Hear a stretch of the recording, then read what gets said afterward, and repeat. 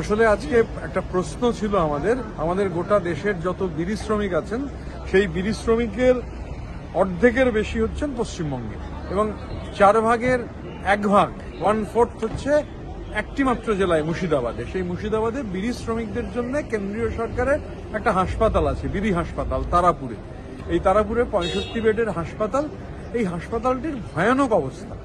তো এটা স্ট্যান্ডিং কমিটিতে উঠেছিল, স্ট্যান্ডিং কমিটির রিপোর্টেও সেই হাসপাতালের ডিটেলস বেরিয়েছে এবং আজকে আমার একটা প্রশ্ন ছিল, আনস্টার্ড কোয়েশ্চেন। সেই প্রশ্নে আমি এই হাসপাতাল সম্পর্কে ডিটেল চেয়েছিলাম। তো দেখছি যে স্ট্যান্ডিং কমিটির রিপোর্ট যা এই সপ্তাহেই পেশ হয়েছে, গত সপ্তাহে কদিনের মধ্যে, সেই রিপোর্টে যা লেখা হয়েছে আর আজকে যা সরকার যে উত্তর দিচ্ছে দুটোর কোনোটাই মিলছে না। স্ট্যান্ডিং কমিটির রিপোর্টে ছিল যে মেডিকেল অফিসার এবং স্পেশালিস্ট মিলিয়ে 12টা পোস্ট, 3 জন আছেন আর বাকি 9টা পোস্ট খালি। আর আজকের উত্তর বলছে 5 জন মেডিকেল অফিসার আছেন। স্ট্যান্ডিং কমিটির রিপোর্টে কদিন আগে বলা হচ্ছে 3 জন ডাক্তার আছেন, আর আজকে বলছে 5 জন আছেন। আদপে ওই রিপোর্ট অনুযায়ী 9টা পোস্ট ভ্যাকেন্ট।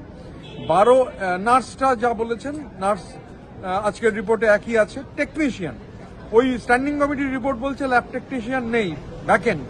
স্যাংশন পোস্ট একটা ভ্যাকেন্ট, অথচ আজকের রিপোর্টে বলা হচ্ছে টেকনিশিয়ান আছে।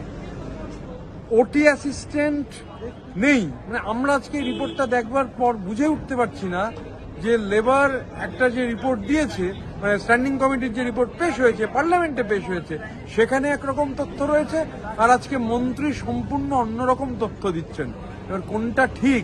আদপে 65 বেডের ওই হাসপাতাল ধুঁকছে বিড়ি শ্রমিকদের জন্য হাসপাতাল, আর অথচ কেন্দ্রীয় সরকার স্ট্যান্ডিং কমিটিতে লেবার স্ট্যান্ডিং কমিটির রিপোর্ট একরকম কথা বলছে। সেখানে বলা হচ্ছে ডাক্তার রয়েছেন 3 জন, পোস্ট হচ্ছে 9টা ফাঁকা রয়েছে, আর আজকের উত্তরে মন্ত্রী বলছেন যে ডাক্তার রয়েছে 5 জন। আমরা বুঝে উঠতে পারছি না যে কোনটা ঠিক কোনটা বেঠিক।